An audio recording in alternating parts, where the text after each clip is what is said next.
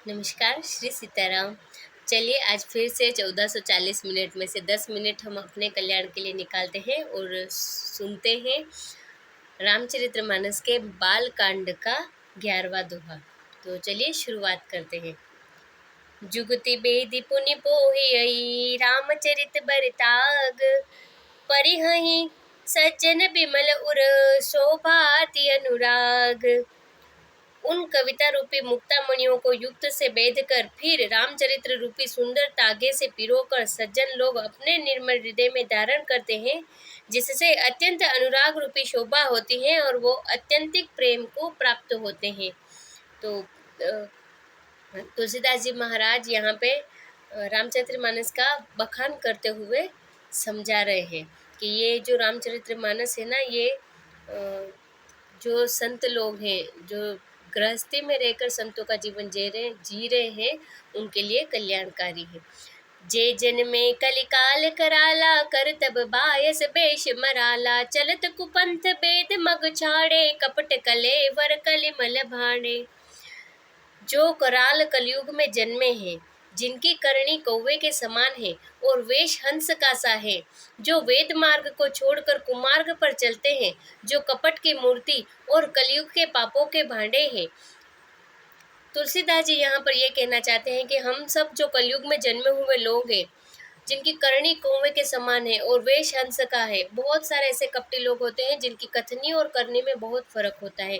लोगों के सामने उनका स्वभाव कैसा होता है और अकेले में कैसे वो रहते हैं, या फिर कोई लोग ऐसे होते हैं, मैंने बहुत सारे अपने आसपास में महसूस किए हैं कि जिन लोगों के साथ में जो नियमित हमारे साथ में रहते हैं, जैसे हमारे परिवारजन, उनके सामने हमें अपना अच्छे से अच्छा रूप बताना होता है और बाहर के लोगों से हमें फ़र्क नहीं पड़ना चाहिए जो हमारे जीवन से संबंधित नहीं है। तो पर होता क्या है उल्टा, जिन लोगों को हम नहीं जानने या फिर जिनके होने या न होने से हमारे जीवन में कोई फ़र्क नहीं पड़ता है, हम क्या करते हैं, उन लोगों के सामने अपना अच्छा सा अच्छा रूप बताते हैं। और जो पति पत्नी बच्चे माता पिता या बेटा बहू या घर के जो अन्य रिश्तेदार हैं, उनके सामने हम अपना घटिया से घटिया, माफ़ कीजिएगा बहुत शब्द गलत चुन हो गया, पर फिर भी सॉरी चुन लिया है, पर फिर भी क्या होता है कि हम अपना खराब से खराब रूप उनके सामने बताते हैं।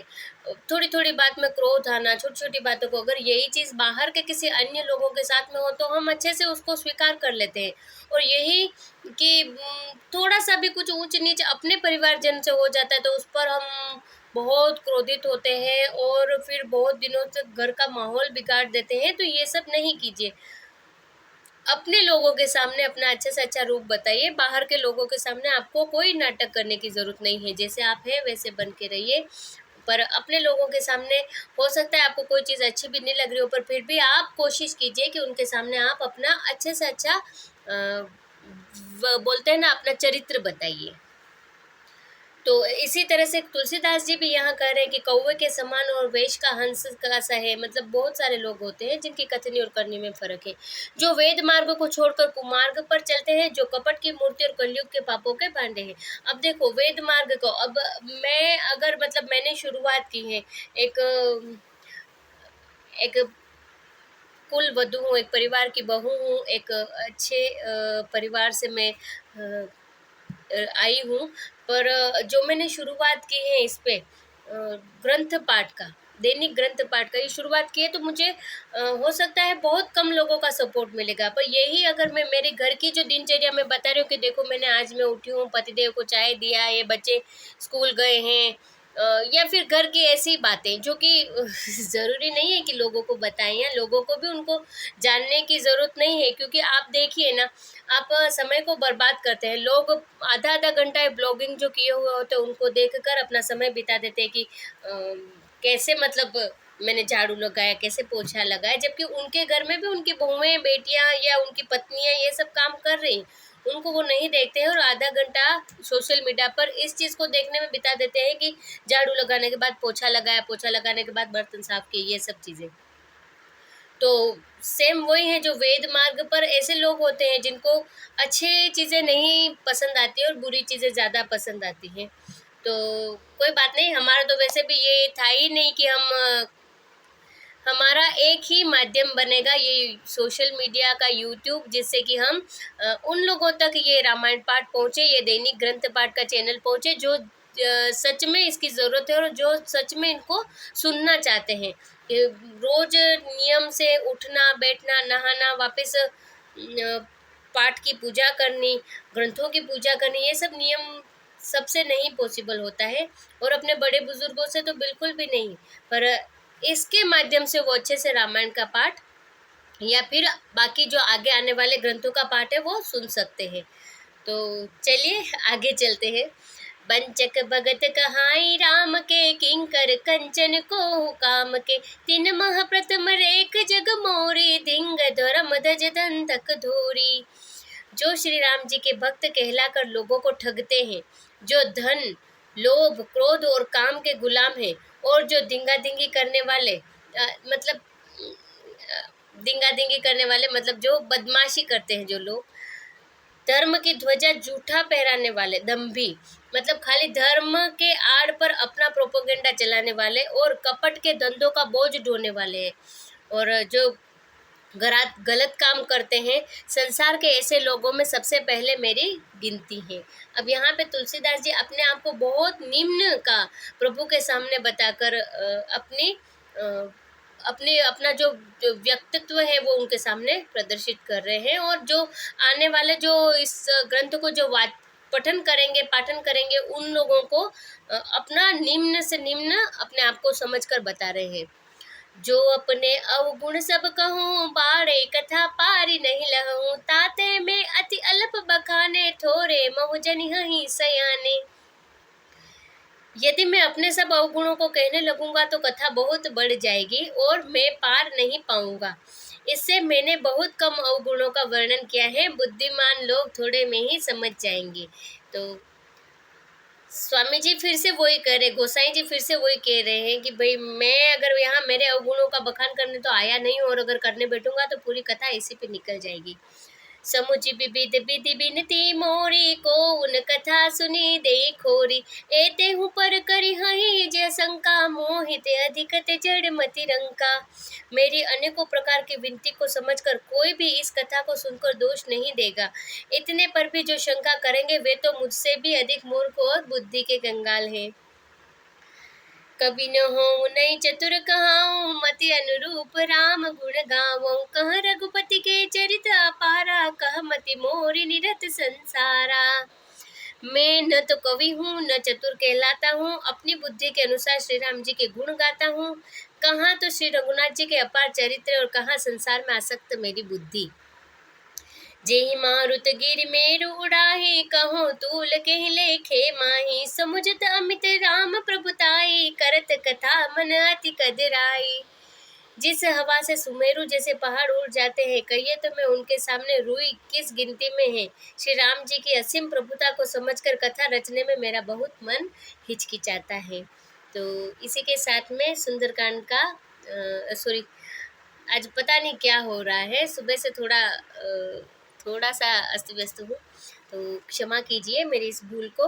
तो रामचरितमानस के बाल कांड का जो 11वां दोहा है, इसकी यहाँ पे हम विश्राम करते हैं। प्रभु से कृपा करते हैं कि फिर से गलत बोली, प्रभु से कृपा मांगते हैं कि आप जीवन में सब विधि सबका कल्याण करो, और जो अभी भारत में जो हो रहा है उससे प्रभु बचाइए हमें, क्योंकि ये जो भारत भूमि है ये संतों की भूमि है, और इस भूमि पर इस तरह के जो कृत्य होते हैं वो अच्छे नहीं लगते हैं, सुनने में भी अच्छे नहीं लगते हैं। आने वाला जो समय है बच्चों के लिए बहुत ज़रूरी है, क्योंकि अभी जो माताएं हैं सारी वो सब सोशल मीडिया में या तो रील स्क्रॉल करने में लगी हैं या फिर रील बनाने में लगी हैं।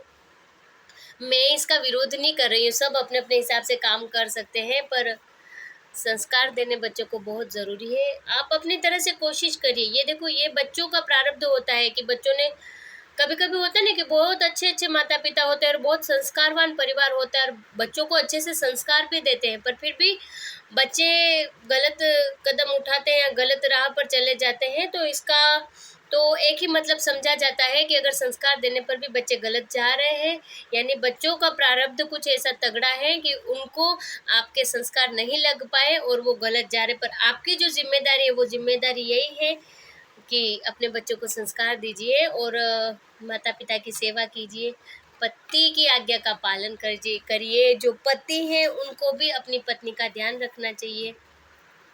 बहुत अब तो बहुत पत्नियाँ ऐसी मिलने ल अब तो मैं क्या ही बोलूँ कि पत्नी का भी वो लेवल नहीं रहा और पति का भी वो लेवल नहीं रहा। एक हमारा जो समय था, हमारे जो माता-पिता थे, बोलते हैं ना, टपकती हुई छत के नीचे उन्होंने दिन निकाल दिए, और कभी-कभी ऐसा समय भी आता था कि नहीं भरपेट भोजन मिलता था, पर वो माताओं ने कभी भी अपने पति के विरोध में नहीं गई, और उन्होंने वो हमारे आराध्य है। सच पूछे ना तो मैं तो उन्हीं को आराध्य मानती हूँ कि जो जो हमारी जो माएँ थी, उनकी जो पीढ़ी थी, जो वही सब सही है। अब तो गिनी-चुनी औरतें ऐसी रह गई है जो कि जो बोल सकते हैं ना कि जो मतलब धर्म से अपने सारे कर्तव्य निभा रही हैं। तो शुरुआत कहीं से तो होती है, तो हमने ये शुरुआत की है ग्रंथ पाठ की, तो आप भी सुनिए, और आप जैसे चाहते हैं कि सद्गर्म एक मतलब बोलते हैं ना अच्छी आदत जीवन में कैसे प्रभाव डालती है। अब मान लीजिए कि आप अ, ए एरोप्लेन से कहीं जा रहे हैं ना, और उसको जाना है सीधी 90 डिग्री के लेवल पे, उसको आगे बढ़ना है एरोप्लेन को, और अब मान लो वो 91 के लेवल पे आगे बढ़ रहा हो, तो क्या आप जहाँ पहुँचोगे वो वही जगह होगी जहाँ आप पहुँचने चाहते थे?